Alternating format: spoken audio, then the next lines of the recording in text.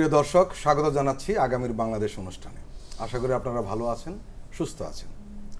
আজকে আমাদের এই আলোচনা অনুষ্ঠানে দুজন অতিথি রয়েছেন। একজন হলেন ডাক্তার জায়েদ উর রহমান, উনি রাজনৈতিক বিশ্লেষক। আর রয়েছেন আমাদের শ্রদ্ধেয় শিক্ষক প্রফেসর এম শাহিদুজ্জামান, উনি ঢাকা বিশ্ববিদ্যালয়ের সাবেক শিক্ষক। ওনার এখন মূলত পরিচয় হলো আন্তর্জাতিক বিশ্লেষক হিসেবে। আপনারা জানেন যে একটি উচ্চ পর্যায়ের মার্কিন প্রতিনিধি দল এই মুহূর্তে ঢাকায় রয়েছে। এই দলে রয়েছেন মার্কিন ট্রেজারি বিভাগের আন্তর্জাতিক অর্থনৈতিক বিষয়ক সহকারী আন্ডার সেক্রেটারি ব্র্যান্ট নেইম্যান। আর তার সঙ্গে রয়েছেন দক্ষিণ ও মধ্য এশিয়া বিষয়ক সহকারী পররাষ্ট্রমন্ত্রী, বাংলাদেশের রাজনীতিতে অত্যন্ত পরিচিত মুখ নানান কারণে ডোনাল্ড লু। তারা বিভিন্ন পর্যায়ে বৈঠক করেছেন, বিশেষ করে প্রধান উপদেষ্টা ডক্টর মোহাম্মদ ইউনূসের সঙ্গে তারা বৈঠক করেছেন। আমরা প্রথমে আসব প্রফেসর এম শাহিদুজ্জামান স্যারের কাছে। স্যার, আমি শুরুতে বলেছিলাম যে লুকে নিয়ে বাংলাদেশের মানুষের আগ্রহের কোনো কমতি নেই। বিশেষ করে গত সর্বশেষ যে নির্বাচনে, যাকে আমরা ডামি নির্বাচন বলি, সেই নির্বাচনের আগে তার ভূমিকা নিয়ে অনেক কথা হয়েছে। লুকে বলা হয় এই অঞ্চলের অঘটন ঘটন পটিয়সী। কেউ কেউ বলেন যে এবারের আন্দোলনে পেছন থেকে তিনি সক্রিয় ছিলেন। এ ব্যাপারে স্যার আপনার মতামত কি? অনেকাংশেই সত্যি।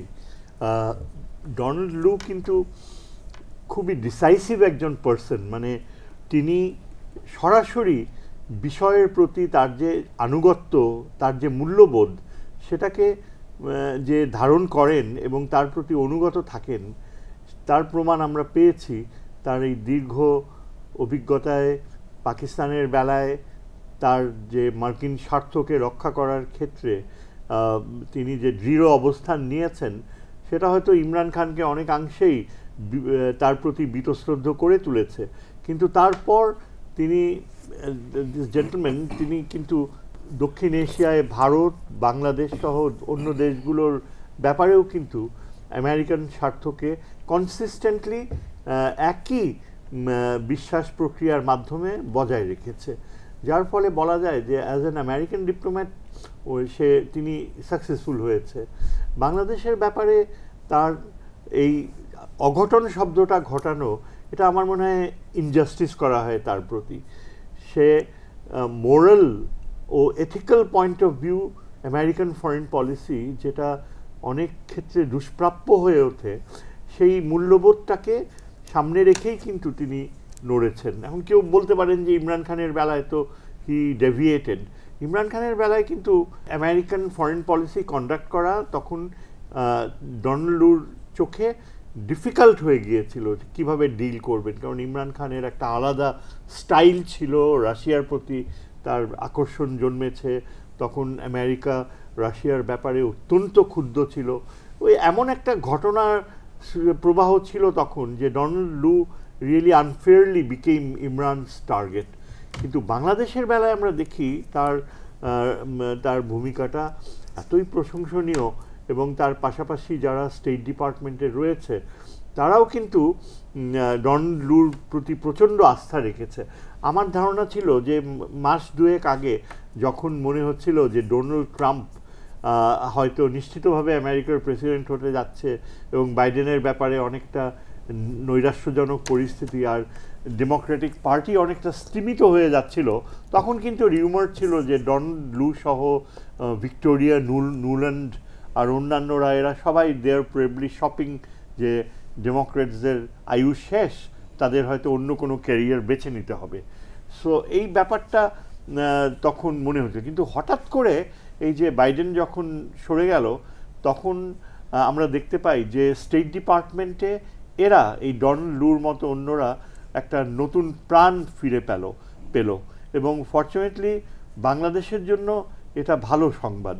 এখানে হয়তো যিনি রাষ্ট্রদূত ছিলেন তার আগে ডোনাল্ড লুর অত্যন্ত প্রিয়ভাজন ব্যক্তি, যার উপরে অনেকটা দোষ চাপানো হয়েছিল যে শেষ পর্যন্ত হি বিট্রেইড, অনেকটা খুবই প্রাক্তন মার্কিন রাষ্ট্রদূত, তিনি বিদায় নিলেন খুবই ডিপ্রেসড অবস্থায়।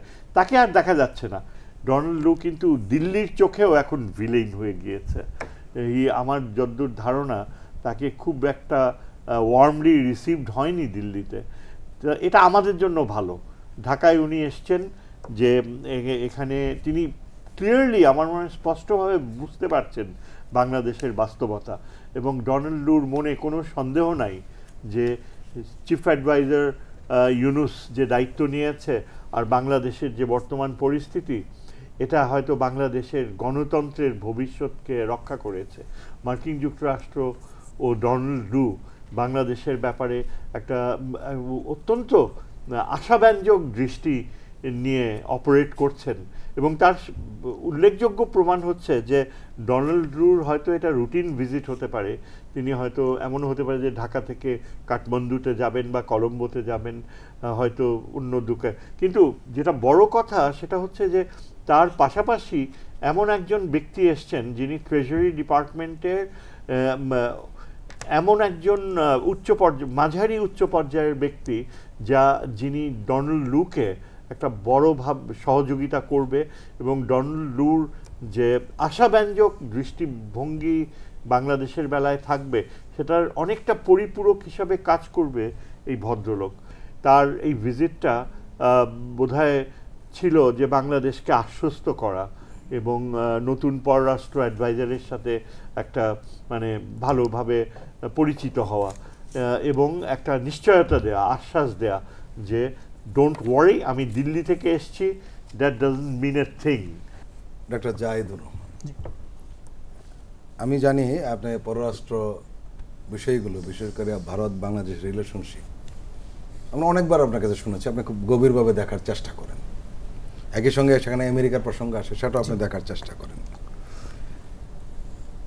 একটা বিষয় আপনি লক্ষ্য করেছেন নিশ্চয়ই, লু কিন্তু গিয়েছিলেন দিল্লিতে, শনিবারটা সকাল থেকে দীর্ঘ সময় নিয়ে কাটিয়েছেন। কিন্তু এটা ঘটনা আপনি লক্ষ্য করেছেন যে দিল্লিতে উনি কী করেছেন, কি কথা বলেছেন, আমরা কোনো মিডিয়াতে পাচ্ছি না। ইন্ডিয়ার মূলধারার যে মিডিয়া রয়েছে কোথাও কোনো খবর পাচ্ছি না। এই কারণে একটু প্রশ্ন উঠেছে, একই সঙ্গে প্রশ্ন উঠেছে যে সেই পুরনো প্রশ্ন যে দিল্লির চোখে ঢাকাকে দেখার ওয়াশিংটনে যে নীতি ছিল সেখান থেকে আমরা জানি অনেকটা সরে এসেছে। এখন সেরকম হচ্ছে না, এরকম ধরে নেওয়া হচ্ছে।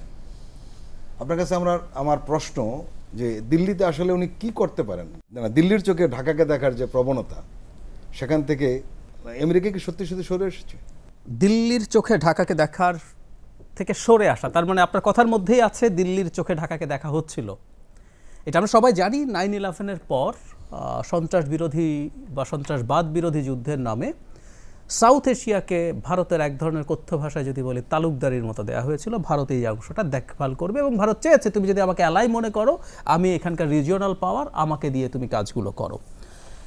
সোজা সাপটা যদি বলি, ভারত আটারলি ফেইল করেছে তার এই যাবতীয় কাজে। ফলে যেটা দাঁড়ালো, এবং এর মধ্যে একটা ডিজাস্টার আমেরিকান ফরেন পলিসিতে হয়েছে ডোনাল্ড ট্রাম্পের প্রেসিডেন্ট হওয়া। তিনি প্রেসিডেন্ট এসে so called America first slogan দিয়ে আমেরিকাকে গ্লোবাল তার ফুটপ্রিন্ট যত আছে ওগুলো থেকে সরিয়ে নিচ্ছিলেন। মানে একটা উদ্ভট ব্যাপার, আমেরিকা সারা পৃথিবীতে পছন্দ করি বা না করি হেজিমনি করে তার স্বার্থের জন্য। এটা তো সহজ কথা। আপনি খরচ করছেন, সৈন্য রাখছেন, উনি নেটো থেকে বেরিয়ে যাবেন ধরনের কথাবার্তা বলেছেন ট্রাম্প। তো ওই সময়গুলোতে ভারতের একেবারে একচ্ছত্র প্রভাব তৈরি হয়েছিল 16 থেকে 20 এই সময়টাতে। এবং আমরা খেয়াল করব যখন বাইডেন প্রেসিডেন্ট হলেন, তার যে নির্বাচনী ম্যানিফেস্টো, তার মধ্যে আমি ওই ম্যানিফেস্টোটা পড়েছিলাম খুব মনোযোগের সাথে। ওখানে খুব ক্লিয়ারলি এই জায়গাটাকে উনি অ্যাড্রেস করেছেন যে আমেরিকার যে গ্লোবাল ডমিনেন্স বা হেজিমনি সেটা উনি ফিরিয়ে আনবেন তার ফরেন পলিসিতে, এবং সেটার জন্য কৌশল হিসাবে আমাদের মনে রাখতে হবে পৃথিবীর কোনো দেশ কিন্তু চ্যারিটি করে না। খুব সিরিয়াসলি বলেছেন ডেমোক্রেসি সামিটের কথা আমরা জানি। বাইডেন ডেমোক্রেসি সামিট করবেন, এটা ওনার কিন্তু ইয়েতে ছিল, ম্যানিফেস্টোতে ছিল। উনি গণতন্ত্রকে স্প্রেড করার চেষ্টা করবেন। এখন গণতন্ত্র এটাকে কেউ ব্যঙ্গ করে বলে যে ডেমোক্রেসি এক্সপোর্ট করা। জন মিয়ারশাইমার আছেন, আমরা অনেকে চিনি, ইউক্রেন রাশিয়া ইস্যুতে কথা বলেন। উনি এই ডেমোক্রেসি এক্সপোর্ট করা নিয়ে খুব টাফ কথা বলেন, কিন্তু উনি করতে চেয়েছেন। কারণ ওটার কৌশলটা হচ্ছে উনি এখন যখন আরেকটা ওয়ার্ল্ড অর্ডার এখন মাথা চাড়া দিচ্ছে, সেটা হচ্ছে চায়না, এটা একটু মাইনর পার্টনার আছে রাশিয়া দিয়ে। সো একটা অথরিটারিয়ান ওয়ার্ল্ড অর্ডারের বিরুদ্ধে যদি ফাইট করতে হয়, হি রাইটলি আইডেন্টিফাইড যেটা ডেমোক্রেটিক হতে হবে। ফলে বাংলাদেশে বা অন্যান্য জায়গায়, যেহেতু ভারত এই জায়গাগুলোতে কাজ করতে পারে নাই ঠিক মতো, ফেইল করেছে, ভারতের কিন্তু কোনো বন্ধু নাই, আমাদের যদি সময় দেন আমরা ধরে ধরে দেখাতে পারি। দেন দ্য ডিসাইডেড, আমরা অনেকে জানি না, আমেরিকা স্টেট ডিপার্টমেন্টে বাংলাদেশ, ভারত সহ সবগুলো দেশ, এই দক্ষিণ এশিয়ার পাকিস্তান ছাড়া শ্রীলঙ্কা, মালদ্বীপ, নেপাল সব একই ডেস্কে ছিল। এই ডেস্কটা আলাদা করা হয়েছে। বাংলাদেশে 2022 সালে একজন আমেরিকান এসছিলেন, কেলি কিডারলিং, উনি ঘোষণা করেছেন যে ভারতকে আলাদা সরিয়ে বাকি 4টা দেশ নিয়ে আলাদা করেছে, এবং উনি ওখানে ক্যাটাগরিক্যালি বলেছেন বাংলাদেশকে আমেরিকা এখন তার নিজ চোখে দেখে। এর প্রমাণ আছে। ধরুন 22 সালে যখন প্রথম র্যাবের উপরে স্যাংশন দেওয়া হলো, এরপর যখন 23 সালে ভিসা পলিসি দেওয়া হলো, একটাও ইন্ডিয়ার সরকার পছন্দ করেনি। এর মধ্যে আমি একজনের নাম বলতে পারি, এম জে আকবর। উনি খুবই প্রভাবশালী নেতা, ঢাকায় এসেছিলেন। হ্যাঁ, উনি খুবই প্রভাবশালী নেতা, উনি হয়তো পূর্ণমন্ত্রীও হতেন, ওনার এক নারী কেলেঙ্কারির কারণে উনি আসলে পদচ্যুত হয়েছেন, কিন্তু খুবই পাওয়ারফুল নেতা। উনি কিন্তু স্পষ্টভাবে এটা নিয়ে অস্বস্তির কথা বলেছেন এবং বলেছেন ফার্দার কিছু হলে they will try to tackle that. এরপর আমেরিকা যে সরে গেল, এটা ভারতের চোখে বাংলাদেশে দেখা না, ভারতের কিন্তু আসলে ল্যাভারেজ আছে। এই জায়গাটা একটু বলি, এটা শুধুমাত্র এই না যে চায়নাকে ঠেকানোর জন্য, চায়নাকে কন্টেইন করার জন্য তার ইন্দো প্যাসিফিক স্ট্র্যাটেজির পার্টনার, সামরিক জোট কোয়াডের পার্টনার, তার চাইতেও জরুরি কথা দুটো বাজার। একটা হচ্ছে ইন্ডিয়া এখন একটা খুবই গ্রোয়িং মিডল ক্লাসের বাজার, মানে বিরাট সংখ্যার মিডল ক্লাস, 40-50 কোটি, অন্তত 30-35 কোটি তো মিডল ক্লাস আছে। বাজারটা কত বড়! সো আমেরিকার পণ্যের বাজার। প্লাস ইন্ডিয়া এখন তার মিলিটারি হার্ডওয়্যারের ডাইভার্সিফিকেশনের দিকে যাচ্ছে। আমাদের মনে থাকার কথা, ফ্রান্সের রাফাল ফাইটার কিনেছে তারা, অথচ একসময় তারা চোখ বন্ধ করে রাশিয়ান ফাইটার কিনতো। সো ওরা যখন ডাইভার্সিফাই করতে যাচ্ছে, আমেরিকার জন্য একটা বিরাট অস্ত্রের বাজারেও কিন্তু সম্ভাবনা তৈরি। সো আমেরিকার নানান কারণে তার সাথে মানে সম্পর্ক রাখতে হয়, ফলে 2+2 সেই বিখ্যাত বা চায়নার প্রসঙ্গ তো রয়েছে, ওই স্ট্র্যাটেজিক ইস্যু তো আছে, ওগুলো আছে, তার সাথে আবার তার ব্যবসায়িক স্বার্থ জড়িত হয়ে সে ফর দ্য টাইম বিং এটা শুনেছিল। কিন্তু ভারতের চোখে বাংলাদেশকে দেখছে না, তার প্রমাণ হলো এই ঘটনা ঘটার পর সে কিন্তু নিজের মতো করে তার সিদ্ধান্ত নিয়েছে। তাদের 2জন আন্ডার সেক্রেটারি, অ্যাসিস্ট্যান্ট সেক্রেটারি এসছেন, তারা বাংলাদেশের প্রতি তাদের সাহায্যের হাত বাড়িয়ে দিয়েছেন, এসব করেছেন। এখন ভারতে গেছেন কেন? এবং আমাদের কিছু কিছু পত্রিকা, লিডিং ন্যাশনাল ডেইলিগুলো লিখেছেন যে বাংলাদেশের সাথে ভারতের যে এক্সিস্টিং এক ধরনের টানাপোড়েনের অবস্থা আছে। আমাদের প্রধান উপদেষ্টা রাইটলি বলেছেন যে সবচেয়ে খারাপ অবস্থায় আছে বহুদিনের মধ্যে। আমি ঠিক মনে করি না। আমাদের সাথে সম্পর্ক তলানিতে বহুদিন থেকেই পড়েছিল। গত 15 বছর আওয়ামী লীগ এবং স্পেসিফিকলি বলে শেখ হাসিনার সাথে ভারতের সম্পর্ক ভালো ছিল। বাংলাদেশের সাথে ভারতের সম্পর্ক এই 15 বছরে সবচেয়ে তলানিতে পৌঁছেছে। তো যাই হোক, এখন ওই পত্রিকাগুলো বলছে যে ভারতের সাথে এই ধরনের একটা আন্ডারস্ট্যান্ডিংয়ের চেষ্টা আমেরিকা করবে, যাতে বাংলাদেশের সাথে এই পরিবর্তনটা মেনে নিয়ে বাংলাদেশের সাথে তারা কাজ করে। আপনি যে কথা বললেন যে ডোনাল্ড ভারতে কি করেছেন, আমি নিজেও সার্চ করার চেষ্টা করেছি, আমি পাইনি। এবং এখন এক ধরনের চেষ্টা থাকে যে এই ধরনের মানুষজনের এক্স অ্যাকাউন্ট থাকে, তারা এক্সে সাধারণত বলেন, পাইনি। কিন্তু স্টেট ডিপার্টমেন্ট ডোনাল্ড লু যাওয়ার জন্য যে কথাটা বলেছে, দ্যাট ইজ ইম্পর্টেন্ট। তারা বলেছেন এটা একদম ডোনাল্ড লুর সফর সম্পর্কে, দিল্লিতে যাওয়ার আগে উনি ওখানে যাচ্ছেন, ওখানে গিয়ে জলবায়ু, নারী, এসব ইস্যুতে কাজ করবেন। তার চাইতে জরুরি কথা, উনি 2+2 আরেকটা ডায়ালগ আছে, উনি এবং ওনাদের একজন deputy chief assistant secretary of defence, এই 2জন ইন্ডিয়ান কাউন্টারপার্টদের সাথে বসবেন, যেখানে ইন্দো প্যাসিফিক স্ট্র্যাটেজি তার গুরুত্বপূর্ণ এবং ডিফেন্স কোঅপারেশন গুরুত্বপূর্ণ। বাংলাদেশ আসলে এখানেই ফিট ইন করে। আমেরিকার কাছে বাংলাদেশ বাজার, বাংলাদেশও ছোট বাজার না, আমাদের 18 কোটি মানুষ মিডল ক্লাস আছে, আমরা মিলিটারি হার্ডওয়্যার, আমাদের ফোর্সেস গোল আছে। আমরা দেখেছি আমেরিকা বাংলাদেশকে অস্ত্র বিক্রি করতে চায়। আমার মনে পড়ে আমাদের দেশে তো ছাপা হয় না, বাইরে কোথাও ছাপা হয়েছে আমেরিকার বিখ্যাত হেলিকপ্টার গানশিপ যে অ্যাপাচে কেনার কথা আমরা বলেছি। সো এরকম তারা বিক্রি করতে চাইতে পারে, বাট স্ট্র্যাটেজিক ইম্পর্টেন্স হচ্ছে তার ইন্দো প্যাসিফিক স্ট্র্যাটেজিতে বাংলাদেশকে ইনভলভ করা। সুতরাং আমি মনে করি সব কথা স্টেটমেন্ট আকারেও আসবে না, আমেরিকা অবশ্যই চাইবে ভারত বাংলাদেশের সাথে যে ধরনের কোয়ার্সিভ বিহেভিয়ার করছে এটা আমেরিকা টলারেট করবে না, এবং সেখানে সে কাজ করবে, কাজ করার কথা, কাজ করলেই হবে। এবং বাংলাদেশকেও সে ইন্ডিয়ার হাত দিয়ে, ইন্ডিয়ার চোখ দিয়ে দেখবে না, ইটস ভেরি ক্লিয়ার, কোনো রকম কোনো সন্দেহ না। সে ইন্ডিয়ার কাছে জিজ্ঞেস করে শুনে এসে আমাদের সাথে কথা বলেছে আমি মনে করি না, র্যাদার ইন্ডিয়াকে বাংলাদেশের হয়ে কথা বলে এসছে, you'll have to accept it. মানে ভারত স্টেট হিসেবে, আমি শুধু ভারতের কথা জেনারেলি বলছি, এটা শুধু বিজেপি বা নরেন্দ্র মোদী না, রাহুল গান্ধী কয়েকদিন আগে আমেরিকায় গিয়ে যে ধরনের ভাষা ব্যবহার করেছেন, he is almost in line with Narendra Modi বাংলাদেশের পয়েন্টে, তার মানে জেনারেলি ভারতের মেজর দলগুলো যে চিন্তা করছে এই চিন্তা থেকে তো আসলে তাদের বেরিয়ে আসতে হবে। বাংলাদেশে এই ঘটনা ঘটেছে, শেখ হাসিনা তাদেরকে একসময় সার্ভ করেছে, বাট উনি এখন পতিত স্বৈরাচার, বাংলাদেশের নতুন সরকার আছে, তার সাথে তাদের নেগোসিয়েশন করতে হবে, তাদের কি কি এক্সপেকটেশন আছে, এবং সেটা অবশ্যই শেখ হাসিনার কাছে যেমন আবদার করা হচ্ছিল কোট অ্যান্ড কোট, সেটা করা যাবে না। কারণ আমি কোট করতে চাই, ডক্টর ইউনুস যখন ইন্টারভিউ দিচ্ছিলেন ফ্রান্স থেকে, ওনাকে জিজ্ঞেস করা হচ্ছিল যে ভারত শেখ হাসিনার সময় তো আমাদের এগুলো এগুলো এগুলো হয়েছে, আপনার সময় কি হবে? তো তোমরা এগুলো এগুলো সবই যদি চাও একই রকমভাবে, তাহলে আরেকজন শেখ হাসিনার মতো আরেকজনকে এনে আমার জায়গায় বসাও। কথা খুব সোজা। He was that tough. So Sheikh Hasina era is over. এর মধ্যে যা যা হয়েছে এটা আর করা যাবে না। শুধু না, ওই সময় যা যা হয়েছে ওর মধ্যে যা যা সমস্যা হয়েছে, আমাদের করিডোর, আদানির চুক্তি সহ যেসব চুক্তি এবং এমওইউ হয়েছে, এগুলো আমরা রিভিজিট করব, এগুলো করতে হবে। সো আমেরিকা, আমি বিশ্বাস করি ভারতকে এই ব্যাপারটাই বোঝানো বা হালকা চাপও দেওয়ার চেষ্টা করবে। বিদ্যমান পরিস্থিতি তোমাকে মেনে নিয়েই বাংলাদেশের সাথে সম্পর্ক এগিয়ে নিতে হবে। স্যার, আপনি জানেন যে আজকে অর্থ মন্ত্রণালয় থেকে একটা বিজ্ঞপ্তি দেওয়া হয়েছে, মিডিয়াতে দেওয়া হয়েছে। সেখানে বলা হয়েছে, যেটা আমরা বলি United development agreement, grant agreement যেটা বলি ডিওএজি, এটার আওতায় বাংলাদেশকে $20 কোটি বাড়তি সহযোগিতা দেওয়া হচ্ছে, মানে ইউএস এইড যেটা আমরা সহজে সবাই চেনে আর কি। এখন এই হঠাৎ করে এই $20 কোটি দেওয়ার অর্থ কি এই সরকারকে সহযোগিতা নিঃসন্দেহে? আপনার কি মনে হয়? হ্যাঁ, তাই মনে হয়। তবে টেলিভিশনে দেখলাম ভারতীয় বংশোদ্ভূত যে ভদ্রমহিলা এসছে ইউএসএআইডির, তিনি কিন্তু বললেন যে এই অ্যামাউন্টের প্রসঙ্গে তিনি খুবই প্রশংসা সূচক একটা বক্তব্য দিলেন, যে এটা বাংলাদেশে ইউথ ডেভেলপমেন্টের জন্য একটা বড় রকমের সহযোগিতা হিসাবে দেখা যেতে পারে।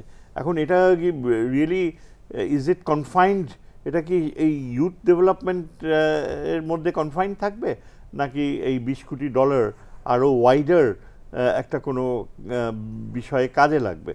আমার যা ধারণা হচ্ছে যে $20 কোটি এখন মিলিয়নস টার্মে যদি হিসাব করা হয়, তাহলে কিন্তু এটাকে বাংলাদেশের প্রেক্ষাপটে এখন কোনো সিরিয়াস এইড হিসাবে চিন্তা করা যায় না। আপনাকে বাংলাদেশকে যদি সহযোগিতা করতে হবে, তাহলে বিলিয়নের মাত্রায় আসতেই হবে। ওই পাকিস্তানে যেমন জিয়াউল হক কার্টারকে বলেছিল না, কি কত million, this is peanuts for us. তো বাংলাদেশ তো আর ভদ্রভাবে কথা বলবে।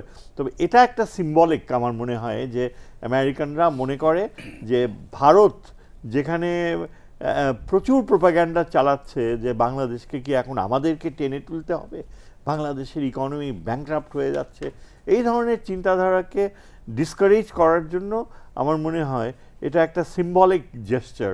এবং এর মাধ্যমে আমেরিকা আসল যেটা সহযোগিতার হাত বাড়াবে সেটা হচ্ছে এই যে ট্রেজারি ডিপার্টমেন্টের এই ভদ্রলোক, তার সাথে আরও 4-5 জন এসছে, এরা কিন্তু প্রত্যেকেই এক্সপার্ট। এবং আমি এই visit by the treasury department gentleman, এটাকে আমি অনেক বেশি গুরুত্ব দিব ডোনাল্ড লুর ভিজিটের চেয়ে।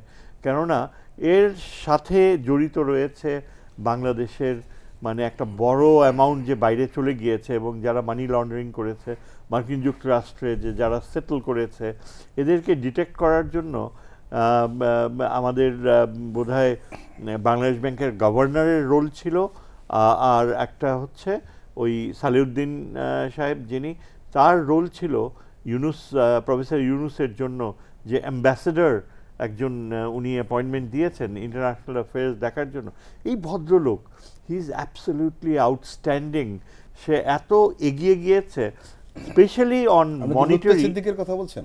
হ্যাঁ, এই যে লুৎফে সিদ্দিকী, সে he is not only an academic, তার কোয়ালিফিকেশন অত্যন্ত দ্রুত গতিতে তিনি এই ফিনান্সিয়াল ট্রানজ্যাকশনস এগুলোর বিষয়ে অনেক গভীরে যেতে পেরেছেন। আমি মনে করি যে এই ভদ্রলোক, তারই ইশারায় এই আমেরিকার এই ট্রেজারি ডিপার্টমেন্টের ভদ্রলোক এসছে। I will not be surprise, কারণ সে আমেরিকাতেও তার ক্যারিয়ার এক্সপ্যান্ড করেছে। Singapore is his base, London school of ইকোনমিক্সে he is a visiting professor. আমি এতখানি অ্যাকাডেমিক ইনভলভমেন্ট আর এতখানি ফিনান্সিয়াল মানে ইনটুইশন আর ব্যাংকিং সেক্টরের সাথে তার এই এরিয়াতে পরিচয়, আমার ইনটুইশন বলছে যে সে খুব ইন্টিমেটলি ইনভলভড এই ভদ্রলোকের সাথে আর ইউএস ট্রেজারি ডিপার্টমেন্টের সাথে।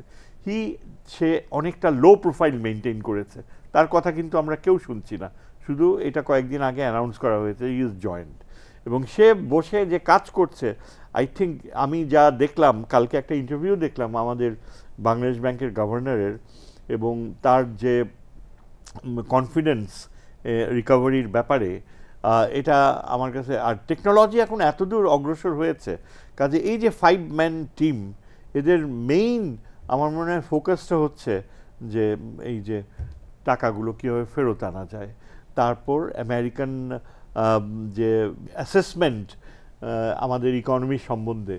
আজকে আমি একটা ইন্টারভিউ দেখছিলাম এই গভর্নরের, তিনি বলছে যে আমরা IMF-এর যে মিনিমাম বেঞ্চমার্ক সেখানে আমরা আছি, এর নিচে যদি চলে যায় তাহলে বিপদ, কিন্তু তার কনফিডেন্স কিন্তু ছিল, মানে কোনো রকমের বিপদ সংকেত ছিল না, বলছে আমি মোটামুটি আই থিঙ্ক আমি পারবো, এটা আমাদের ইয়েতে থাকবে। সুতরাং আমি মনে করি যে আপনি ওই $20 million I would look at it in symbolic terms. Doctor Zahed, আপনি জানেন যে আজ সকালে আমেরিকার প্রতিনিধি দল ডক্টর মোহাম্মদ ইউনূসের সঙ্গে বৈঠকের আগে ওনারা বৈঠক করেছেন অর্থ এবং বাণিজ্য উপদেষ্টার সঙ্গে। জি, একটা আলাদা বৈঠক হয়েছে। এই বৈঠক শেষে আমাদের পররাষ্ট্র সচিব জসিমউদ্দিন উনি সংবাদ সম্মেলন করেছেন এবং সেখানে উনি কিছু বক্তব্য রেখেছেন। উনি যেটা বলতে চেয়েছেন সেটি হলো যে কোন কোন ক্ষেত্রে আমেরিকা এই মুহূর্তে সহযোগিতা করতে চাচ্ছে বা করবে। এটা হলো দ্বিপাক্ষিক বাণিজ্য ও বিনিয়োগ বাড়ানোর চেষ্টা, শ্রম পরিবেশের কথা বলেছে, মানবাধিকার, রোহিঙ্গাদের মানবিক সহায়তা নিয়ে আলোচনা করেছে। সেখানে সংস্কারের কথা হয়েছে, সংস্কারে কীভাবে তারা সহযোগিতা করতে পারে। ওনারা যে কারণে এসছেন, ডক্টর শহীদুজ্জামান খুব রাইটলি বলছেন, সেটা হলো বাংলাদেশের গত সরকারটার পতনের সাথে আমরা যত কিছুই বলি না কেন, আমাদের মুভমেন্ট, আমাদের সাহস, এর পেছনে একটা ব্যাকগ্রাউন্ড ছিল, সেটা হচ্ছে আমাদের ইকোনমিক ক্রাইসিস। আপনি নিশ্চিত থাকুন যদি আমাদের ইকোনমিক ক্রাইসিস এই জায়গায় না পৌঁছতো তাহলে হয়তো আন্দোলনটা এরকম দানা বাঁধত। এই যে প্রতিটা মানুষ নেমে গেল, প্রত্যেকটা মানুষ, মানে আমরা সংস্কারের কথা বলছি, সংস্কার বোঝে কয়জন? যে মানুষটা একটা পাঙ্গাসের কাঁটা কেনে, মাছ পাঙ্গাসও কিনতে পারে না, ওরা সংস্কার বোঝে না। পাঙ্গাসের কাঁটা বিক্রি হয়েছে তো বাজারে, ওদের প্রচুর নিউজ এসছে। যে মানুষটা একটা ডিম কিনতে গিয়ে দেখে 15 টাকা দাম হয়ে গেছে, ও সংস্কার বোঝে না। ও রাস্তায় নেমেছে, আমি এখন পাঙ্গাসের কাঁটা খাই, আমি আগে পাঙ্গাস খেতে পারতাম, তেলাপিয়া মাছ খেতে পারতাম, ওটাও 250 টাকা কেজি হয়ে গেছে। সো ইকোনমিক ক্রাইসিস, এখন কথা হলো ইকোনমিক ক্রাইসিস তো শেখ হাসিনা যাওয়ার সাথে সাথে শেষ হয়ে যাবে না। এর মধ্যে আমরা দেখছি লোডশেডিং হচ্ছে, আমরা এখন তথ্য পাচ্ছি না, আদানির কাছে $80 কোটি, তারপরে আমাদের বিভিন্ন গ্যাস, শেভরনের গ্যাসের, তারপরে আমাদের তেল আমদানির, মানে প্রচুর বকেয়া করেছেন। তো আমাদের ইকোনমিক ক্রাইসিস তো হাওয়া হয়ে যায় না শেখ হাসিনার সাথে সাথে, ক্রাইসিসগুলো রয়ে গেছে। সুতরাং আমাদের এই জিনিসটা আশ্বস্ত করা জরুরি ছিল যে আমাদের ইকোনমি ফাইট ব্যাক করবে। ট্রেজারি ডিপার্টমেন্ট আসা, লো আসা, সব কিছু মিলে, এবং আমাদের দেখবেন যে উনি অর্থ উপদেষ্টার সাথে যখন বসছেন, তার মানে আসলে এই জায়গাগুলো ইম্পর্টেন্ট, যে আমাদের কিছু যদি পাচার করা টাকা ফিরে আসে ভালো, না হলেও সাহায্য। রাইটলি শাহেদ যেমন বলছেন যে $20 কোটি খুব বেশি না, কিন্তু এটা একটা সিম্বলিক ব্যাপার আছে, কিন্তু যেটা হয় ওদের পাওয়ার আছে প্রচুর। আমরা খেয়াল করেছি আমাদের গভর্নর এবং অর্থ উপদেষ্টা IMF-এর কাছে এক্সট্রা সাহায্য চেয়েছেন। আমরা ধারণা করতে পারি এগুলো আসলে পাওয়া যাবে। ওয়ার্ল্ড ব্যাংক জেনারেসলি আমাদেরকে টাকা দিতে থাকবে। মানে আমেরিকা তার জায়গা থেকে জেস্চার দেখাচ্ছে যে বাংলাদেশের ইকোনমিক ক্রাইসিস আমরা কাটিয়ে উঠতে সাহায্য করছি, তাতে অনেক লাভ আছে।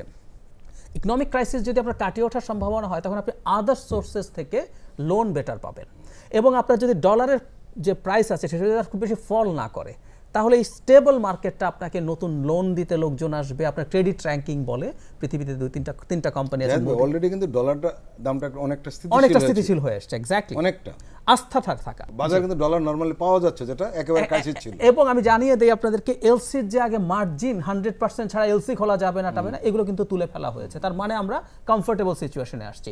এটার কিন্তু একটা চমৎকার এফেক্ট আছে, সেটা হলো আপনি যখন এগুলো হবে, তখন ওই যে একটা দেশের ক্রেডিট র্যাঙ্কিং থাকে, 3টা কোম্পানি আছে, মুডিজ, স্ট্যান্ডার্ড অ্যান্ড পুয়ার্স এবং র্যাঙ্কিংটা করে, এটা নিচে নেমে গিয়েছিল। নিচে নামা মানে হচ্ছে আমাদের অন্যান্য সোর্স থেকে লোন পাওয়ার প্রবাবিলিটি কমা, এটা এখন উঁচু হবে। সব কিছু মিলে, কারণ আমেরিকা যখন একটা এমনি সাধারণ ইনভেস্টারও যখন দেখবে আমেরিকা বাংলাদেশের ইকোনমির পাশে দাঁড়াচ্ছে এবং সেই ইকোনমিটাকে গ্রো করানোর চেষ্টা করছে, তার কনফিডেন্স ফিরে আসবে।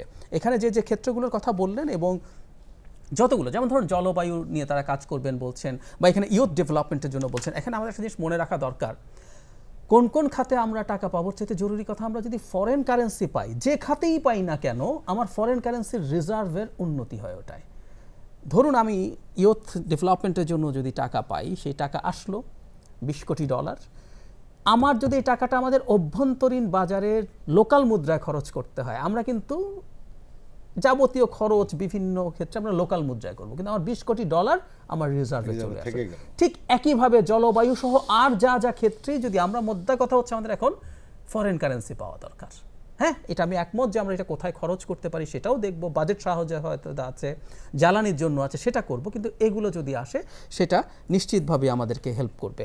সুতরাং আমি মনে করি তারা এসে যে মেসেজটা দিতে চেয়েছেন, রাইটলি সেই মেসেজটা দিচ্ছেন। আমেরিকার এখানকার আগমন, তাদের প্রভাব বলে তৈরি করা, রোহিঙ্গার সাথে একটা রিলেশন আছে, এটা অনেকে ধরে নিয়েছে।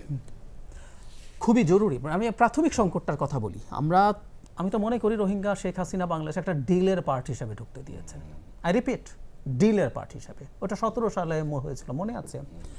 এবং রোহিঙ্গা ঢুকে যাওয়ার পর ইন্টারন্যাশনাল যত প্রেশার সরকারের উপরে, মানে মিয়ানমার সরকারের উপর তৈরি হচ্ছিল, সব কিছুতে জল ঢেলে দেওয়া হয়েছিল। কারণ বাংলাদেশ মিয়ানমারের সাথে একটা চুক্তি, এটাকে আবার এমওইউ না, এটাকে অ্যারেঞ্জমেন্ট বলা হয়েছিল। এবং এটা যখন আপনি স্বাক্ষর করলেন চীনের চাপে, চায়না আপনাকে এটা করতে বলেছে, আত্মঘাতী হয়েছিল একেবারেই আমাদের জন্য। তার জন্য আত্মঘাতী না, এটা দিয়ে উনি ওনার ক্ষমতা নিশ্চিত করছেন। 18 সালের আগে আপনি এটা করার কারণে 18 নির্বাচনের পর চীনের দূত স্বর্ণের নৌকা নিয়ে তাকে অভ্যর্থনা জানিয়েছিল।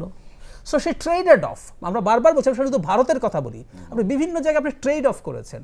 দেশ 12টায় যাক, 12টা বাজুক দেশের, দেশ গোল্লায় যাক, আপনি ট্রেড অফ করছেন। এখন সংকট কি দাঁড়ালো?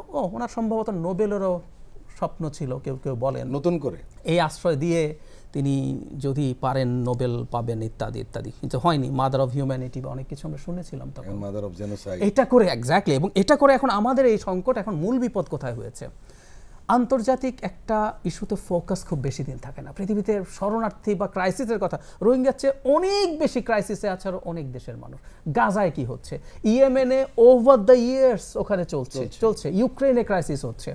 সুতরাং আপনি স্বাভাবিকভাবে যেটা হচ্ছে, এখান থেকে মনোযোগ সরে গেছে। এখন আপনি এই মানুষগুলোকে যে রাখবেন বা খাওয়াবেন, সেই টাকাই এখন আপনার আর নেই। এখন আপনি তো নিজের খরচ করতে হবে। সো এটা আমাদের এখন একটা সিরিয়াস প্রাথমিকভাবে ইকোনমিক ইস্যু। তার চাইতে জরুরি কথা, এটা একটা মারাত্মক সিকিউরিটি ইস্যু। মানে কুতুপালং তো পৃথিবীর সবচেয়ে বড় শরণার্থী শিবির, 10 লাখ মানুষ একটা চাঙ্কে বসে আছে, ওই পাশে একটা সিভিল ওয়ার চলছে। এবং মিয়ানমার ব্লেম করছে তাদের আরাকান আর্মি এবং রোহিঙ্গাদের যে সংগঠন আরসার নাকি এখানে মিলিটেন্সি আছে, তাদের ট্রেনিং অস্ত্র আছে, এই ধরনের অভিযোগ তারা জাতিসংঘেও করেছিল। ফলে আপনি খেয়াল করেন, দ্যাটস দ্য ন্যারেটিভ যে এখানে এরা আছে। কোনো একদিন বাংলাদেশে এই যুদ্ধটা ছড়িয়ে দেওয়ার একটা গ্রাউন্ডও কিন্তু আছে। এবং এই রোহিঙ্গারা এই যে জায়গাটায় আছে, এটা আমাদের জন্য সিরিয়াস সিকিউরিটি থ্রেট। সুতরাং বাংলাদেশের এখন, আমেরিকারও এই প্রসঙ্গে আমরা যোগ করতে চাই, তার বার্মা অ্যাক্ট আছে, এবং যারা লড়াই করছে তাদের তাতমাদাও বা ওদের সেনাবাহিনীর বিরুদ্ধে, তাদেরকে সাহায্য করার জন্য, যদি ওখানে মিলিটারি সাহায্যের কথা নাই, কিন্তু অন্য যে কোনো ধরনের সাহায্য তাদেরকে করার জন্য আমেরিকা রীতিমতো আইন পাশ করেছে। এটা কিন্তু প্রেসিডেন্ট এক্সিকিউটিভ অর্ডারেও অনেক কিছু করতে পারে, কিন্তু আইন পাশ করা মানে হচ্ছে সিগন্যাল যে সে এখানে কাজ করতে চাইছে। গোপনও রাখেনি তারা, একদম প্রকাশ করে দিয়েছে, এটা পাবলিক ডকুমেন্ট, যে কেউ দেখতে পারে আইনটা। সো এই জায়গাটায় আমার মনে হয় এইখানে আমাদেরকে ফিট ইন করতে হবে, এবং এটার মাধ্যমেই বিশেষ করে আমরা যদি এইভাবে বলি যে ওয়েস্ট তো আসলে বাইরের যে মানুষ যারা বিদ্রোহী আছে তাদের সমর্থনে আছে। ন্যাশনাল ইউনিটি গভর্নমেন্ট যেটা আছে সুচিত দলের নেতৃত্বে, ওয়েস্টের অনেক দেশ কিন্তু সেটাকে এন্ডোর্স করছে, তাদের সাথে নেগোশিয়েট করছে, প্রকাশ্যে না হলে গোপনে গোপনে। আমাদের এখানে যারা অ্যাক্টিভ আছে আরাকান আর্মি, তাদের সাথে অনেকে আলোচনা করছে। এবং আমেরিকার অবস্থান হচ্ছে তারা বিদ্রোহীরা যারা আছে, এবং এটা বুঝতে পেরে সিচুয়েশন আরও জটিল হয়ে গেল। চায়না কিন্তু এখন আবার বিদ্রোহীদের সাথেও কোঅপারেশন শুরু করেছে। হোয়াট এভার, এই যে আমেরিকার এই জায়গা আছে, কারণ আমরা খেয়াল করেছি ডোনাল্ড লু, তার আগে উজরা যে এসেছিলেন, তারা সবাই কিন্তু মোটামুটি ওখানে যাওয়াটা, মানে রোহিঙ্গা শিবিরে যাওয়াটা কনফার্ম ছিল। সো আমাদের বটম লাইন হচ্ছে, আমাদের এই মুহূর্তে as much as possible America বা অন্যান্য আন্তর্জাতিক সংস্থা থেকে সাহায্য আনা, যাতে আমাদের ইকোনমিক চাপ কমে।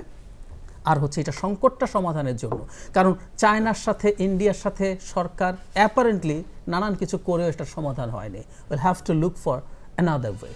প্রিয় দর্শক, আমরা একটি বিরতিতে যাচ্ছি, আপনারা আমাদের সঙ্গেই থাকুন।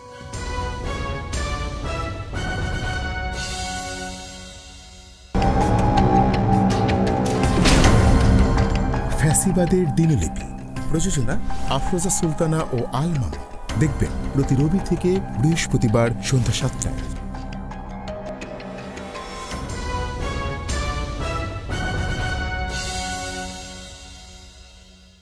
প্রিয় দর্শক, আবারও স্বাগত জানাচ্ছি আগামীর বাংলাদেশ অনুষ্ঠানে। আমরা এখন কথা বলবো প্রফেসর ডক্টর শাহিদুজ্জামান স্যারের সঙ্গে। জাহিদ ভাই কথা বলতেছিলেন মিয়ানমার প্রসঙ্গ নিয়ে, আমাদের সিকিউরিটি কিছু প্রসঙ্গ নিয়ে। আমেরিকা আমাদের এখানে থাকলে কি ধরনের ঘটনা ঘটতে পারে, বিশেষ করে রোহিঙ্গা প্রসঙ্গে নিয়ে যে রিলেশনটা রয়েছে? আমেরিকা ভারতের মনোভাব যখন বুঝতে পারে এবং যখন জানে যে ভারত ইন্দো প্যাসিফিক স্ট্র্যাটেজি প্রশ্নে কোনো নিরাপত্তা চুক্তি সই করে নাই আমেরিকার সাথে, খোলাখুলি বলা হয়। এমনকি ইন্ডিয়ান ইকোনমিক জোনে আমেরিকান জাহাজ ঢুকতে হলে নাকি পারমিশন নিয়ে ঢুকতে হবে, অথচ ওটা কিন্তু ওয়াইডলি ওপেন সি। এইসব আরও, আর তাছাড়া বে অফ বেঙ্গলে আমেরিকাকে আনওয়ান্টেড, এই ব্যাপারে ভারত চীনের সাথে পর্যন্ত কোঅপারেশনে গিয়েছে। এই বাস্তবতাগুলো কিন্তু ভারতকে আমেরিকা ঠিক মেনে নিতে পারছে না। এবং সে যদি সিরিয়াসলি মায়ানমার কোস্টে, মায়ানমারের ফিউচারে বার্মা অ্যাক্ট প্রয়োগ করতে যায়, বার্মা অ্যাক্টটা একটা ক্লজ হচ্ছে যে নন লিথাল মিনস। এটা একটা খুবই স্টিকি পয়েন্ট। মানে আপনি কি বল প্রয়োগ করা থেকে বিরত থাকবেন কতটুকু? তার মানে কি শুধু স্যাংশনস, পারসুয়েশন, বয়কট এগুলো দিয়ে কি সম্ভব হবে না। কাজে এইখানেই কিন্তু আমরা দেখতে পাই যে আমেরিকা তার এই বার্মা অ্যাক্টে তার ক্লজগুলা কিছুটা রিইন্টারপ্রেট করতে হবে।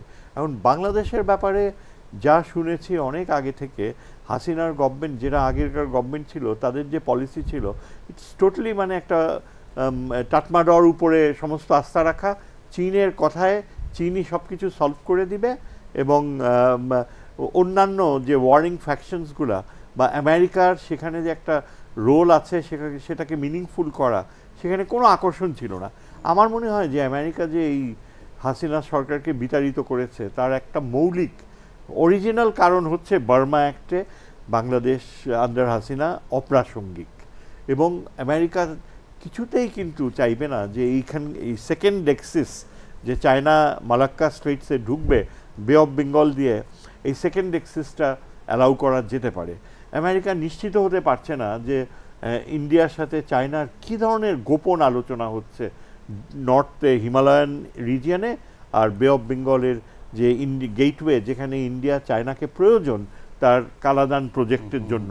কালাদান প্রজেক্টও একদম কয়েক বিলিয়ন ডলার পানিতে পড়ে যাবে যদি চায়না এই আরাকান আর্মিকে না পারসুয়েট করতে পারে যে এখানে ইন্ডিয়া তার access to Mizoram and Nagaland সেটা বজায় থাকুক কালাদান রিভার। সেটা চায়না এখনও রাজি হয় না, হবে কি না বলা যায় না। আর আরাকান আর্মি তো অ্যাবসলিউটলি বীতশ্রদ্ধ। হিস্টোরিক্যালি আরাকান আর্মির প্রতি ইন্ডিয়ানসরা যে আচরণ করেছে তারা কোনোভাবেই মেনে নেবে না। এই যে রিয়ালিটিগুলো, এটাই আমাদেরকে একটা অপরচুনিটি, উইন্ডো অপরচুনিটি দিচ্ছে যে শেষ পর্যন্ত আমরা ওই রোহিঙ্গাদের ফেরত পাঠাতে হলে, এখন যেটা কিছুক্ষণ আগে ডক্টর জাহেদ বলল, অ্যাবসলিউটলি ট্রু, যে পুরা বিষয়টাই রোহিঙ্গাদের ফেরত পাঠানো বিষয়টা স্তীমিত হয়ে এখন অন্যান্য ইস্যুস প্রাধান্য পাচ্ছে। আমি মনে করি যে বারবার যে আরাকান আর্মি সিগন্যাল দিচ্ছে যে আমরা বাংলাদেশ গভর্নমেন্টকে আহ্বান করছি আমাদের সাথে কথা বলেন, কিন্তু তারা রোহিঙ্গা শব্দটাও ব্যবহার করবে না। তারা তাদেরকে যে সিটিজেনশিপ দেওয়ার প্রাক্তন অনেক আগে প্রমিস করেছিল সেটাও তারা এখন নাকচ করে দিচ্ছে। অনেকাংশে টাটমাডর মতো একটা রেসিস্ট পলিসি তারা কিন্তু এই রোহিঙ্গাদের ব্যাপারে অ্যাডপ্ট, তাদেরকে বলে বেঙ্গলি মুসলিমস, যেটা আগে তারা এই টার্ম ব্যবহার করতো না, অ্যাজ ইফ দে আর রিফিউজিজ। এই প্রেক্ষাপটে আমার ধারণা যে আরাকান আর্মিকে যদি রাজি করাতে হয়, সেখানে চায়না কতটুকু হেল্প করতে পারবে। চায়না এখন টাটমাডো আর আরাকান আর্মির মধ্যে বেছে নিচ্ছে যে তার যে অ্যাক্সেস টু দ্য বে অফ বেঙ্গল রিসোর্সেসগুলো নিচ্ছে, সেখানে যেন আরাকান আর্মিকেও হাতে রাখা যায়, বাংলাদেশ সেখানে একেবারে আসেই না। এই মিয়ানমার নিয়ে আমেরিকার আসলে চিন্তাটা কি এই মুহূর্তে? কারণ অনেকে বলছে তারা বাংলাদেশে একটা বড় ধরনের অ্যাক্সেস পেয়েছে আমেরিকা, তাহলে তারা এখন মিয়ানমার নিয়ে কী ভাবছে? আমি মনে করি যে মিয়ানমারের প্রশ্নে তাদের ডেমোক্রেসি তো আইডিয়াল, একটা ডেমোক্রেসি আসুক ভবি, কিন্তু মিয়ানমারে ডিসেন্ট্রালাইজড ওয়েতে যদি মিয়ানমারের আলাদা আলাদা স্টেটগুলো এক্সিস্ট করে, যেখানে সেন্ট্রাল কন্ট্রোল একেবারেই কমে যাবে আর টাটমাডা উইল বিকাম লেস পাওয়ারফুল, সেখানে আমেরিকার স্ট্র্যাটেজিক ইন্টারেস্ট হবে এই যে আরাকানের অ্যাক্সেস, চীনের অ্যাক্সেস, এখানে প্রো ইউএস ইনফ্লুয়েন্স থাকবে যাতে চায়নার অ্যাক্সেস টু দ্য বে অফ বেঙ্গল মিনিমাইজ করা যায়। আমেরিকার মেইন ওয়ারি হইল যে বে অফ বেঙ্গলে চায়না যেন ভারত মহাসাগরে ঢুকতে না পারে, কিন্তু China is already there. Chinese submarines কিন্তু অলরেডি বে অফ বেঙ্গলে অপারেট করছে এবং বাংলাদেশে তারা 2টা সাবমেরিন বেস করছে যে ভবিষ্যতে বাংলাদেশকে আরও ব্যবহার করবে তারা। আমেরিকার একটা ইন্টারেস্ট হবে বাংলাদেশের প্রতি, নট সেন্ট মার্টিন, হবে আরও পশ্চিমে সোয়াচ অফ নো গ্রাউন্ড, যেটা আপনার প্রায় বিশাল হিমালয়ও চলে যাবে, এত বিরাট গড় যার 2000 স্কোয়ার কিলোমিটার, সেখানে আমেরিকানসদের এয়ারক্রাফট ক্যারিয়ার পর্যন্ত ভিড়তে পারবে, মানে বাংলাদেশ উপকূল থেকে 50 মাইল। এখানেই কিন্তু আমরা দেখি একটা বিষয়, রামপাল যে বিদ্যুৎ কেন্দ্র করছে ওটা কিন্তু ইন্ডিয়ান একটা মনিটরিং আউটপোস্ট হিসাবে ব্যবহার করা যেতে পারে, নেভাল আউটপোস্ট। তারা ওইখান থেকে by river by sea Sittwe পর্যন্ত ট্রুপস পাঠাবে, ওই জন্যই কালাদান রিভার প্রজেক্ট। এই জন্য আমাদের এই রামপাল ইয়েটা কিন্তু যত তাড়াতাড়ি উঠানো বন্ধ করা উচিত। দরকার হলে আমরা চায়নাকেও সেখানে আসবে, কারণ আমাদের ওইখানে মনিটরিং স্টেশন।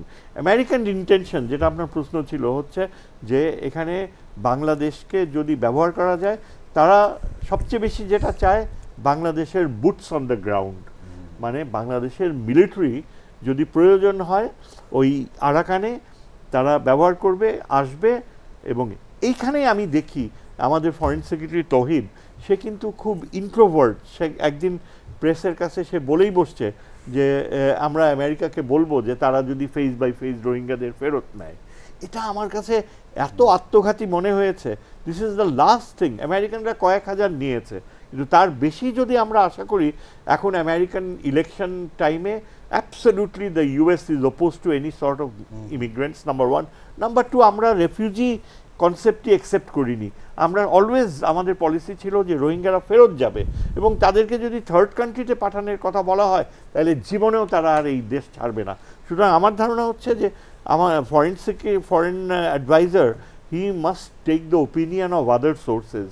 এখন পর্যন্ত ফরেন পলিসি, তারা যদি 2 বছর, 2.5 বছর, 3 বছর থাকে, তাহলে কি ফরেন পলিসি অ্যাডভাইজারের পার্সোনাল ভিউটাই কি ডমিনেট করবে? এটা একটা ভয়ের ব্যাপার আমার জন্য চিন্তা করতে গেলে। এবং I hope that the foreign policy adviser, তার যে সাইকি, এটা ইজ মোর ইন্ট্রোভার্ট, বুঝছেন? এই ঝামেলায় আমরা যাব না, এইসব আমরা চাই না, আমরা এগুলো মোকাবেলা তো করতে হবে। অথচ ইউ হ্যাভ টু, এখনকার সাথে আগেকার ফরেন পলিসির ডিফারেন্সটা হবে এই যে আমরা অ্যাক্টিভিস্ট হব, আমরা মিলিটারি আর্ম এটাকে দরকার হলে প্রেশার হিসাবে ব্যবহার করব। তাহলে আপনার মিলিটারি আর্ম দিয়ে কী লাভ? আমাদের যে সামরিক বাহিনীর অবস্থা হয়েছে, যে ক্লজউইচ বলছে না, if you don't use the sword it gets rusted, হ্যাঁ, মোর্চা ধরে যায়। এবং আমাদের তাই হয়েছে।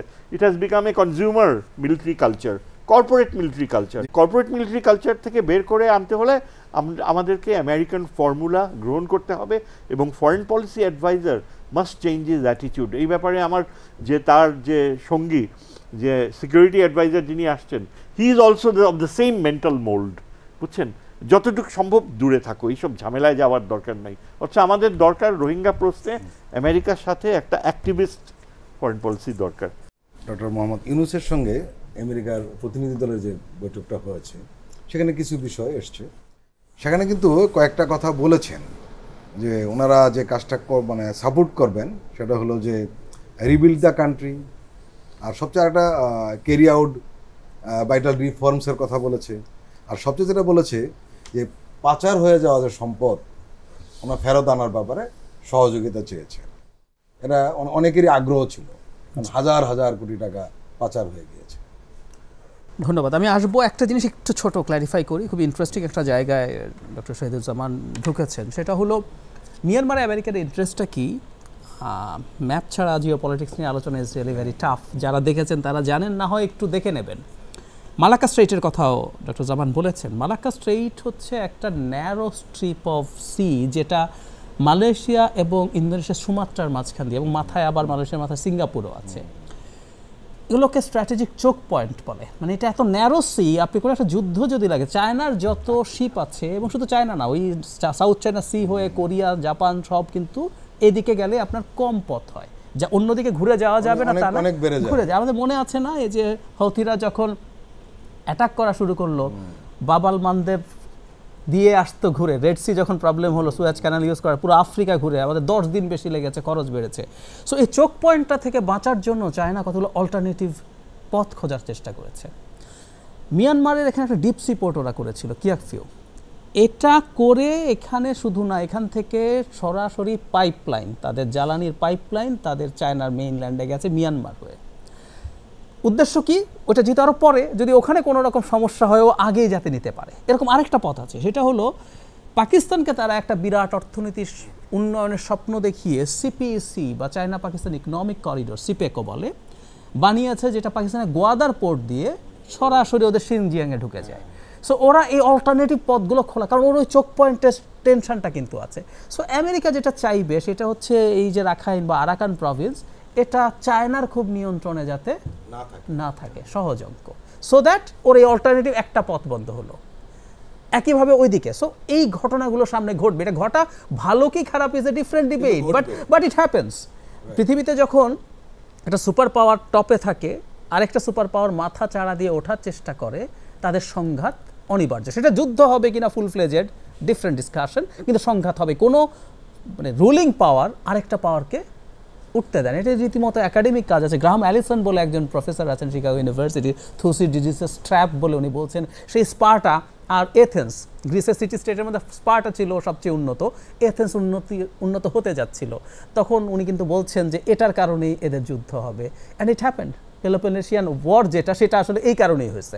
সো এই সংঘাতগুলোর মধ্যে আমরা এই জায়গায় পড়ে গেছে। আমাদের এতদিনের ঝুঁকি কি ছিল? আমাদের এতদিনের ঝুঁকি ছিল জনগণের সরকার ছিল না, যে সরকার তার ক্ষমতায় থাকার জন্য ডিল করছে। আমরা এখন কি করছি? এই সরকারটাকেও ভোটে না হলে আমরা জনগণের সরকার মনে করি, এবং ভবিষ্যতেও আমাদের এই ব্যাপারগুলো মাথায় রেখে আসলে ডিল করতে হবে। এবার চিফ অ্যাডভাইজারের সাথে মিটিংটা নিয়ে একটু যদি বলি, খুবই গুরুত্বপূর্ণ হচ্ছে যে ট্রেজারি ডিপার্টমেন্ট, আমেরিকার ট্রেজারি ডিপার্টমেন্ট কিন্তু এই পাচার বা এইসব নিয়ে ডিল করে। আমাদের মনে থাকার কথা, র্যাবের যারা স্যাংশন পেয়েছিল তাদেরকে কিন্তু ট্রেজারি ডিপার্টমেন্টেরও স্যাংশন ছিল, তাদের সম্পদ। আর এটা শুধু আমেরিকা না, আমেরিকার সাথে একই রকমভাবে সিনক্রোনাইজ কতগুলো দেশ কাজ করে, কানাডা করে, ব্রিটেন করে, অস্ট্রেলিয়া, নিউজিল্যান্ড করে, এরা করে।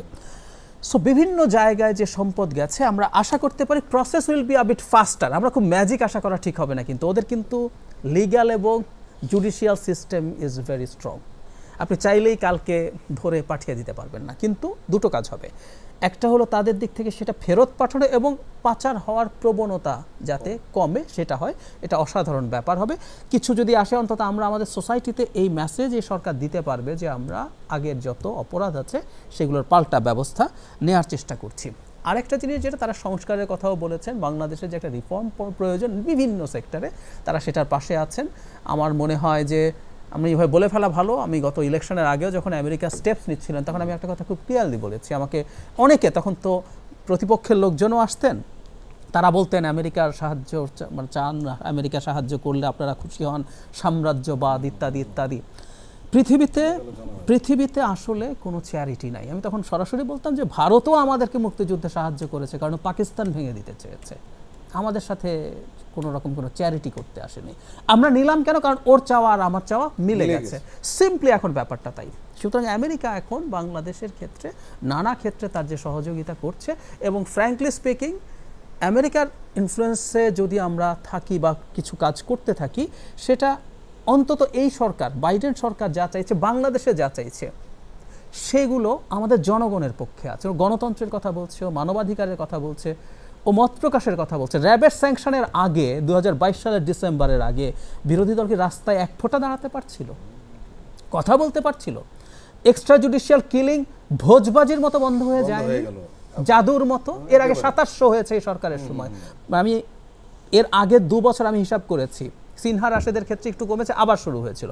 গড়ে দিনে একজনের বেশি মানুষকে ঠান্ডা মাথায় গুলি করে হত্যা করা হতো।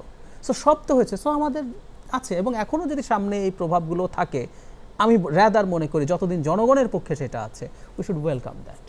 স্যার, আপনি লক্ষ্য করেছেন যে বাংলাদেশ এবং ইন্ডিয়ার যে রিলেশনশিপ কিছুটা ঝুঁকির মধ্যে রয়েছে, টানাপোড়েন চলছে। বিশেষ করে একটি বিষয় খুব সামনে আসছে, সেটি হলো যে হাসিনাকে দিল্লিতে রেখে বা ঢাকার সঙ্গে দিল্লির সম্পর্ক কি স্বাভাবিক হবে? না, এটা সম্ভব না। কারণ ঢাকার সাথে এমনিতে হাসিনাকে যদি ফেরতও দেওয়া হয় তাহলেও দিল্লির সাথে ঢাকার সম্পর্ক স্বাভাবিক হওয়ার কোনো সম্ভাবনাই আমি দেখি না। কেননা আমাদের এখন এই গভর্নমেন্টের যেসব প্রায়োরিটিসগুলো রয়েছে সেগুলো কিন্তু দিল্লির স্বার্থর সাথে মিটে না। দিল্লি চায় যেসব অ্যাগ্রিমেন্টগুলো হয়েছে সেগুলো যেন আমরা কন্টিনিউ করি। আমরা দেখতে পাচ্ছি যে সেগুলো সব আনইকুয়াল। এমনকি রামপালের মতো চুক্তি, সেটাও কিন্তু আমাদের খুব তাড়াতাড়ি সেখান থেকে বের হয়ে আসা উচিত। এগুলো ইন্ডিয়ার জন্য মেনে নেওয়া খুব কঠিন হবে, কিন্তু এগুলো মানুষ চায়, পপুলার এক্সপেকটেশন। আগামীতে ইলেকশন যদি হয় কিংবা এই গভর্নমেন্ট যদি সামনে এগিয়ে নিতে চায় তাহলে তাকে অনেক আনপ্লেজেন্ট কিংবা এসেনশিয়াল জাতীয় স্বার্থভিত্তিক সিদ্ধান্ত নিতে হবে।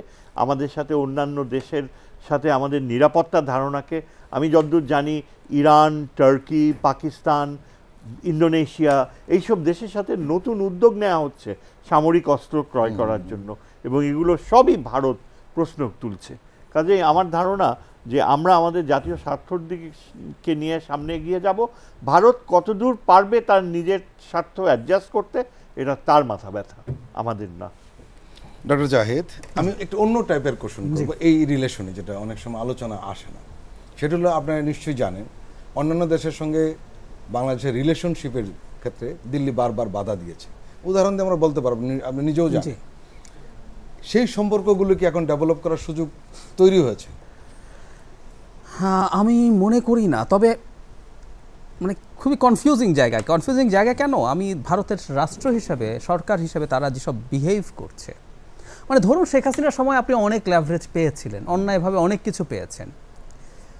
এখন নতুন একটা বাস্তবতা আছে, আপনাকে তো রেজিলিয়েন্ট হতে হবে। আপনি নতুন বাস্তবতার সাথে নিজেকে খাপ খাওয়াতে পারছেন, মানতেই পারছে না। That's the main problem. In fact এটা করে ক্ষতি কি হচ্ছে জানেন, আরও বেশি খারাপের দিকে যাচ্ছে। একটা ছোট উদাহরণ দিই, শেখ হাসিনার পতন হলো, ভারতে গেলেন, ঠিক আছে মানলাম আপনাদেরকে দীর্ঘদিন উনি সার্ভ করেছে স্লেভের মতো আই রিপিট, আপনি রাখলেন। কিন্তু আপনি এই সরকারের যা হয়েছে, আমাদের এইরকম একটা রক্তাক্ত গণ অভ্যুত্থান হলো, এখানে এত মানুষকে হত্যা, আপনি এগুলো কন্ডেম করতে পারতেন, এদেরকে গ্রিট করতে পারতেন, এর সাথে কাজ করার কথা বলতে পারতেন, কিন্তু না, আপনি এরপর যে ন্যারেটিভ আনলেন, জয়শঙ্কর পার্লামেন্টে যে স্টেটমেন্ট দিয়েছে ওটা আমার কাছে মনে হয়েছে শেখ হাসিনা লিখে দিয়েছে। এগুলো করতে করতে ক্রমাগত পরিস্থিতি কিন্তু আরো খারাপের দিকে যাচ্ছে। এই কারণেই রাইটলি যেন শাহাদুজ্জামান বলছেন যে ভারতকে আসলে অ্যাডজাস্ট করতে হবে। প্রবলেম তো আমাদের দিক থেকে না। আমি তো ওর সাথে স্লেভ থাকবো না, ফর গডস সেক, আমি ওর সাথে স্লেভ থাকবো না। এখন এটা না থাকা জড়িত করে তার যে মাইন্ডসেট, ভারতে কিন্তু একটা কলোনিয়াল মাইন্ডসেট আছে। ভারতের সাবকন্টিনেন্টে তার প্রবলেম কি হচ্ছে, সে মনে করে সবাই তার কলোনি বানিয়ে রাখবে। সে এই জায়গা থেকে সে যতদিন পর্যন্ত বেরিয়ে আসবে না, তার একটা রিজিওনাল সুপার পাওয়ার হওয়াও সিরিয়াসলি টাফ হবে। তো এখন আমরা আমাদের জায়গা থেকে, যেমন আমি একটা উদাহরণই দিতে পারি, বাংলাদেশ মতো এই সরকার আসার পর 40,000 আর্টিলারি শেল কিনেছে পাকিস্তানের কাছ থেকে। ভারতের মিডিয়াতে দেখলাম এটা নিয়ে তীব্র তোলপাড় হয়ে গেছে। বাংলাদেশ চায়না থেকে সাবমেরিন কিনতে পারলে ওরা বাংলাদেশকে অ্যাটাক করে ফেলবে, ওরা পরে মিয়ানমারকে সাবমেরিন দিয়েছে, ইত্যাদি ইত্যাদি। তার মানে আমরা বুঝতে পারছি ওই কলোনিয়াল মাইন্ডসেট, একটা ভ্যাসাল স্টেট, তুমি আমার বাইরে কিছু করতে পারবে না। আমরা আসলে এখন আমাদের যাবতীয় যত সোর্সিং যা হয়েছে এবং যা সংকট, আমাদের সিকিউরিটি হোক, বিজনেস হোক, করিডোর আমাদের সিকিউরিটির প্রশ্ন।